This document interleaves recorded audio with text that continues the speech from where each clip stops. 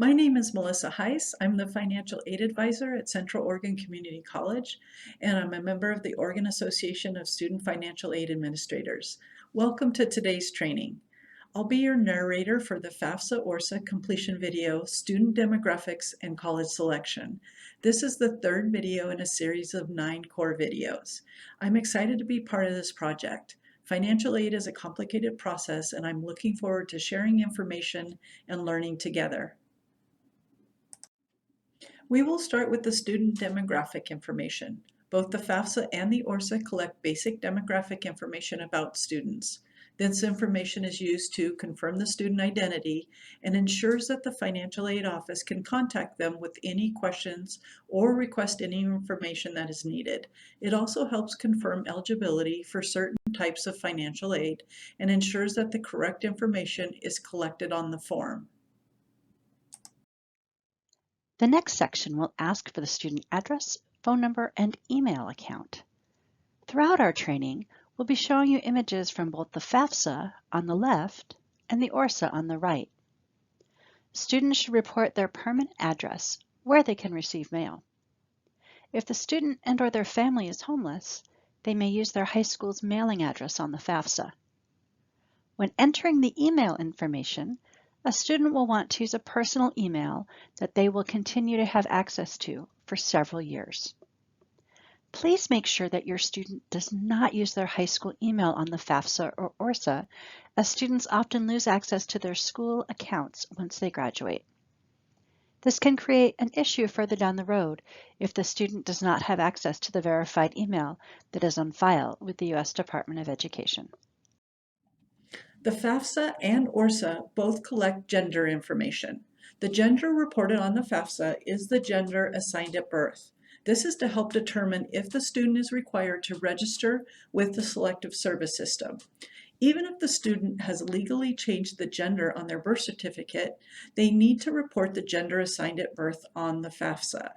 Men who are not yet registered with Selective Service and who are under the age of 25 may use the FAFSA to register.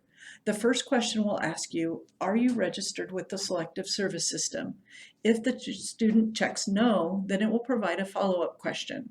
Do you want us to register you with Selective Service?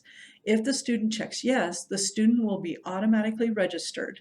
If the student answers no, then the student would be required to go to sss.gov to complete the registration process. It is important to remember all young men between the ages of 18 and 25 must register with the Selective Service, even if they are undocumented. You can find more information at sss.gov.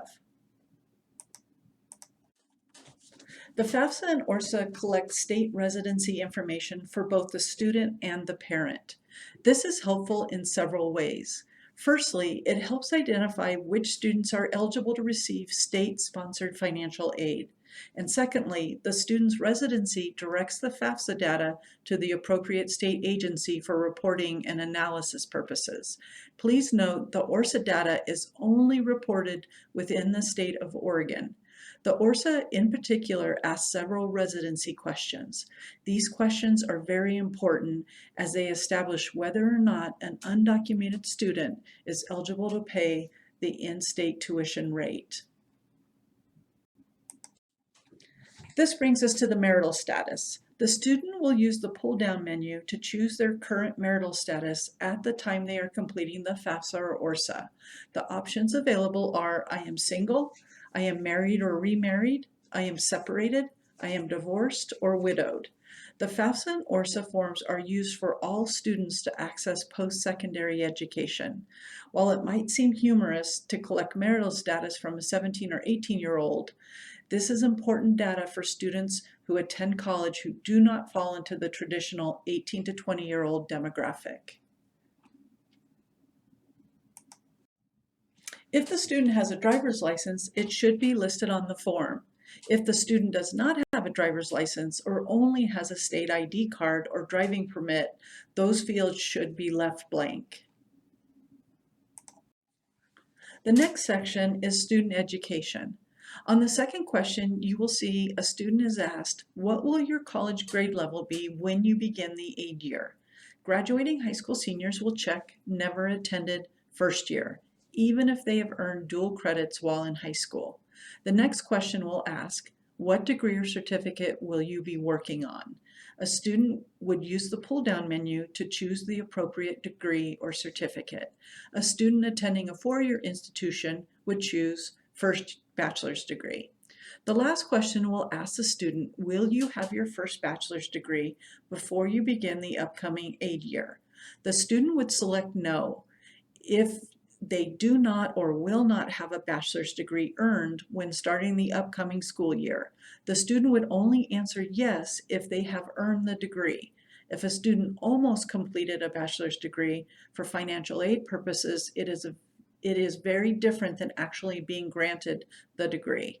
This becomes a very important distinction as we see more adults completing the FAFSA or ORSAA in order to return to school and upgrade their skills. Most students would like to be considered for work study. It is important that a student checks yes to the "Are you interested in being considered for work study?" question. If the student answers no or "I don't know," work study would not be part of their original award package. Work study is a scarce resource on many college campuses, and students who don't request it on their FAFSA risk being put on a waiting list if they ask later in the year.